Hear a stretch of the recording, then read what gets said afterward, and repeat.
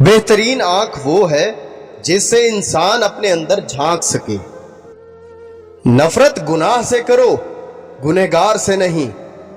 شاید وہ آپ کی محبت میں آ کر گناہ کرنا ہی چھوڑ دے۔